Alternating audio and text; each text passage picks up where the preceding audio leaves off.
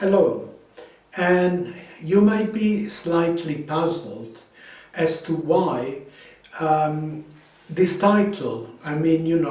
What did Jesus, Buddha, and some form of atheism like humanism have in common? And I would say very strongly in common. Now, if we don't take modern Christianity, but we go back to the really ancient Nazarene and Ebionite path of Jerusalem, we can see that the center core of Jesus was in the most important gospel, which is the Gospel of Matthew, and not in what came later on and they wrote in the New Testament, and somehow they only cite those verses of the New Testament, but not the Gospels, the teaching of Jesus. But his teaching, really, the most important part of it, are in the Sermon of the Mount that you find in the Gospel of Matthew. Because that was one of his first talks, and that's when he gave people a new covenant. It's a new pact, a new way to liberation and to the divine. And as he started, he says, you have heard such and such a thing. However, I am telling you now, do such and such a thing.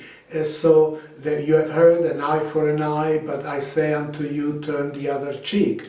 You have heard, hurt and fight against your enemy. Do not pray for them. But I say unto you, be like the divine that gives water and nourishment to all of the earth without asking who they are. And so have that quality within you. So it was a very beautiful talk. I'll have to go into detail a bit later on in other videos because it takes a little while to understand it. But it's very beautiful. It's about a way of being, really. Now, even when he ends these rather long talks, he is so clear. He says, if you will not practice these words, these teachings of mine, relating to what he said in the Sermon of the Mount, I will disown you. I will have nothing to do with you. That is as strong as it is. So I don't know how most Christians that says you don't need to follow his law, just believe in his blood. Well, whatever, but that's definitely a very strong message he gave us. But after going, or whilst he was going through all these commandments, he said something very, very important. And here it comes. Take it well. He says, all these things I'm telling you, all these teachings that you would have to follow, the resume is just, you can put it inside these two lines. And this is really the essence of all the prophets and spiritual teachings. Important, isn't it? So, and here it comes. Do unto others as you would like others to do unto you. Which also follows, don't do unto others what you wouldn't like others to do to you. So, all this that I'm telling you, do this thing, don't do this thing, behaving this way, behaving that way, have this in your heart, be sincere. It all concentrates in there.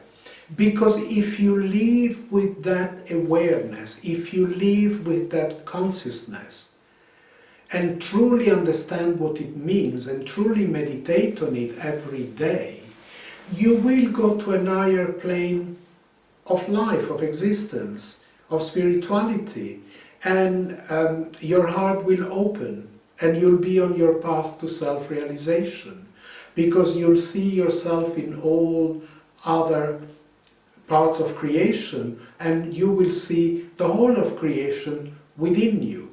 There will be this oneness that will come unto you. So it's quite beautiful, isn't it? So all his teaching, all his Gospels concentrate just on this. If you can understand that, you have understood the whole teaching. And so when he later on, he says, I am the only way, you can only come through me. But then he says, if you follow my teachings, and this is his teaching. So you are automatically with him if you can follow this. Now, when we move into Buddhism, we see how strongly at the core of all the teaching is the understanding and the belief in karma. And you might not agree with that, that's fine, but I'm just saying how important that is. Which means every hurt that we create to others, we have to learn not to do it. And the teaching, that learning comes because we will have to experiment, to experience that hurt, either in this life or in the next life.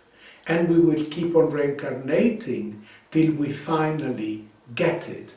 Which again, what is it that you have to get? Don't do unto others what you wouldn't like others to do unto you, because you'll see how it hurts.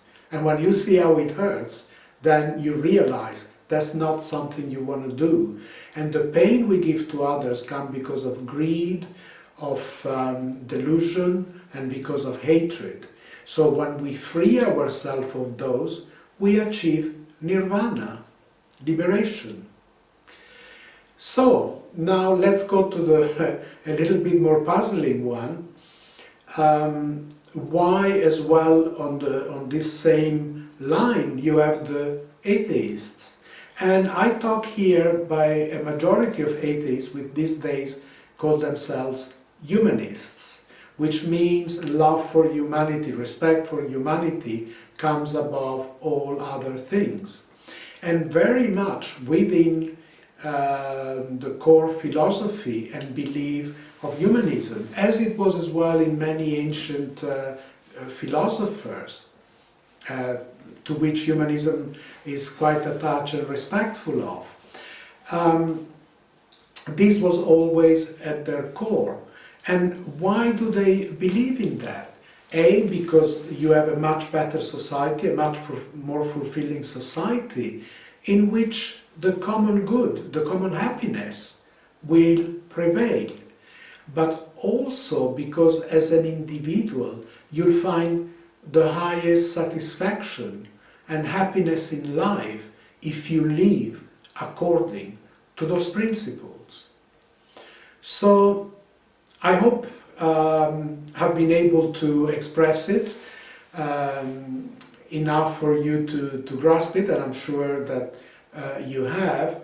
Now the point is for you to meditate a bit on that and to see how you can apply it and to see the benefits that it can really, really give you, how it can uplift you.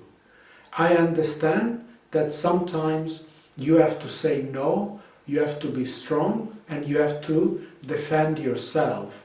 But that is the right of every human being. But overall, you always have a certain feeling for what your words and actions are doing and creating in others. And then we should ask, how would it feel if that was done to me? And see what happens. Let me know one day. Thank you. Take care.